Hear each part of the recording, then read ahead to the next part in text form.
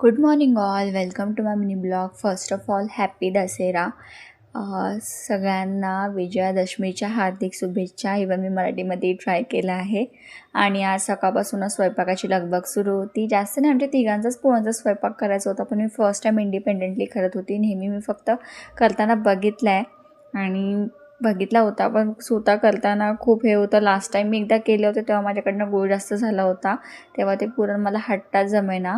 पण या बारचीने मी प्रॉपर सगळं म्हणजे अंदाजाने केलं होतं की जरा पण काय फेकण्यात जाऊ नये म्हणून. हे माझं पुरण रोज करायचं काम चालू होतं.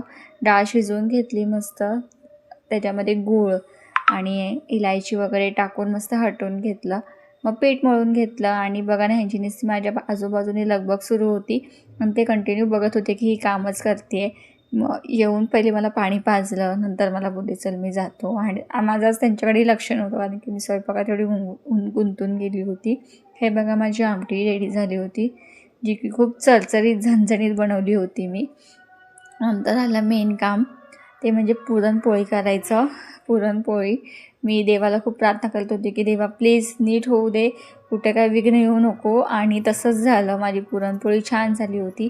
तेवढा ताईंचाही व्हिडिओ कॉल आला आणि त्या मला बोलल्या अगं छान दिसते साडीमध्ये, कारण की मी साडी युजली घालत नाही, पण हा सगळा स्वयंपाक मी साडी घालून केला होता. आणि मला बोलल्या की अगं लवकर करायला घेतलं सगळं. ॲक्च्युली ना मी खूप लवकर उठली होती. मी 7:30लाच उठून आवरून माझं करत होते आणि नंतर उठले. मग हे पण शॉक झाले, आज थोडं लवकर कशी का उठली. म्हटलं आज पुरणपोळीचा स्वयंपाक आहे ना म्हणून. आणि लिटरली मनात खूप धाकधूक होत होती. आणि फायनली पोळी फुगली, म्हणजे मी केलेली मेहनत सफल आली, म्हणजे मला माझा हार्डवर्कचं फळ मिळालेलं आहे. माझी पोळी फुगली आणि स्वयंपाक खूप छान झाला होता. आणि once again happy Dussehra to all. माझा दसरा तर खूप छान झाला. त्यानंतर संध्याकाळी थोडं बाहेर गेलो होतो. Thanks for watching. बाय.